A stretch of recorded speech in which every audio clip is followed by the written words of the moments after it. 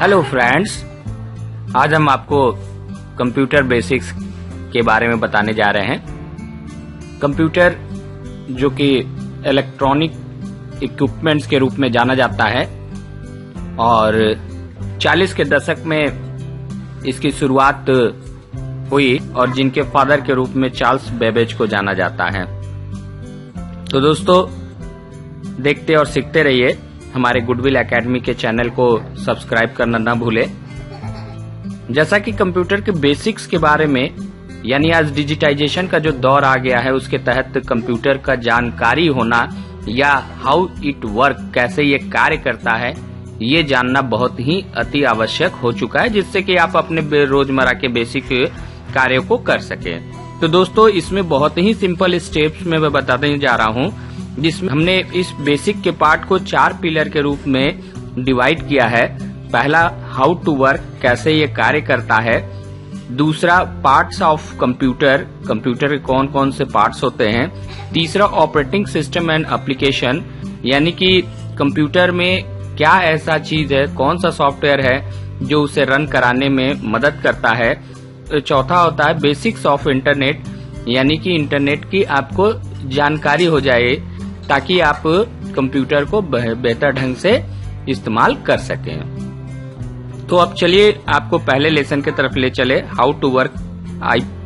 जैसा कि कंप्यूटर में कोई भी डाटा, यानी कि आप इंफॉर्मेशन डालते हैं तभी आपको कुछ रिजल्ट प्राप्त होता है, जिसे हम लोग आईपीओ सर्किल के माध्यम से जानते हैं, यानी इनपुट प्रोसेस आउटपुट। जिसके लिए आपको सर्वप्रथम कोई भी कंप्यूटर में आप एप्लीकेशंस को ओपन करेंगे तो फिर आप इनपुट के रूप में अपने डाटा को इस्तेमाल करेंगे और जिसमें कि आपको रिजल्ट आपको आउटपुट के रूप में मिलता है।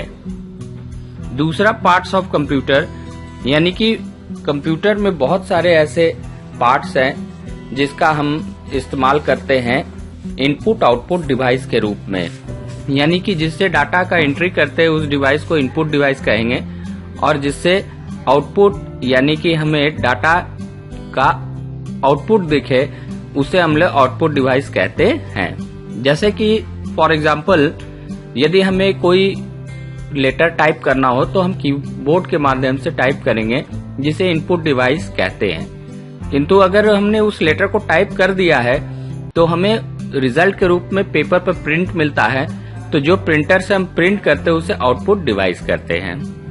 तो कंप्यूटर के बेसिक पार्ट्स में सबसे पहले तो कंप्यूटर में कीबोर्ड, माउस, सीपीयू, मॉनिटर, यानी कि अब उसे एलसीडी या एलईडी के रूप में जानते हैं, ये कंपोनेंट्स यानी पार्ट्स होते हैं जो कि हमें कंप्यूटर के अंग के रूप में जाने जाते हैं।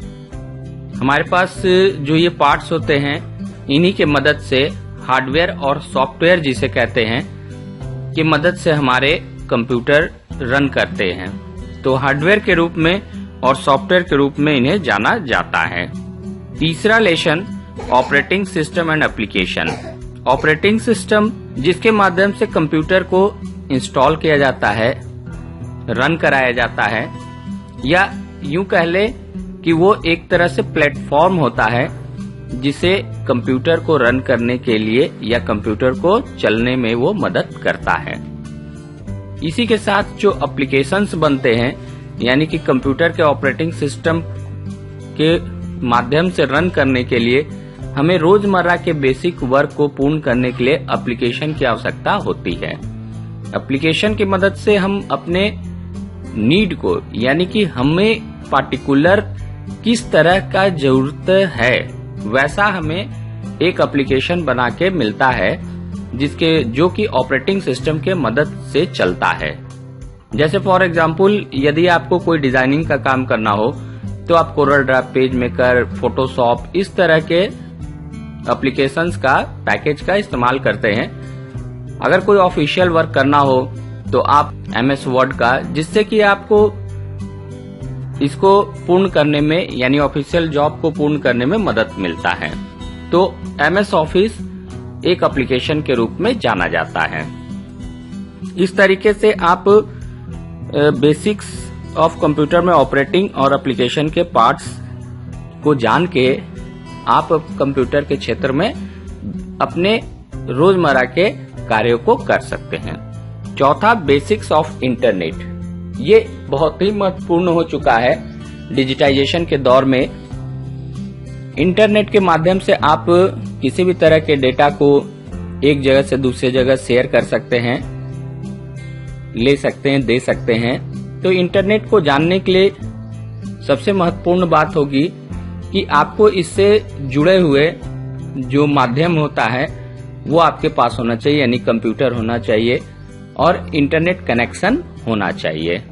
तो जब आपका इंटरनेट की बात आती है तो उसके लिए जो सॉफ्टवेयर की जरूरत पड़ती है वो आपका होता है ब्राउजर, यानी कि ब्राउजर जिसकी मदद से हम इंटरनेट पर अपने साइट को यानी वेबसाइट को ओपन करते हैं।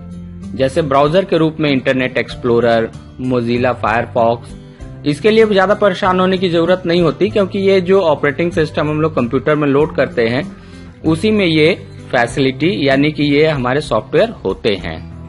तो जब हम उसे ओपन करते हैं तो इंटरनेट अगर कनेक्टेड हो तो हम उसके एड्रेस बार में कोई वेबसाइट हमें जो देखना होता है, यानी फॉर एग्जांपल जैसे हमें कोई भी सर्च करना होता है तो google.co.in पर जाकर हम लोग सर्च करते हैं तो वहां टाइप करेंगे www.google.co.in।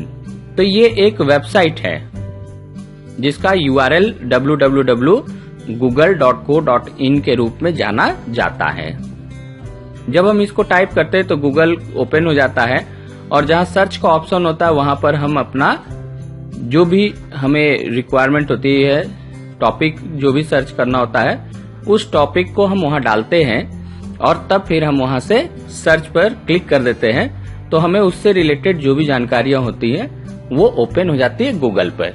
तो इसका तात्पर्य हुआ कि हमको इंटरनेट चलाने के लिए ब्राउजर की आवश्यकता होती है और उस ब्राउजर की मदद से ही हम इंटरनेट को संचालित करते हैं। तो दोस्तों ये आपको एक बेसिक जानकारी। अब हम आपको अगले पार्ट में कंप्यूटर के इन टॉपिक्स को विस्तृत तौर से बताएंगे। तो देखते रहिए, सीखते रहिए। हमारे इस चैनल को सब्सक्राइब करना न भूलें ताकि आपको आगे के पार्ट को बताया जा सके। धन्यवाद दोस्तों।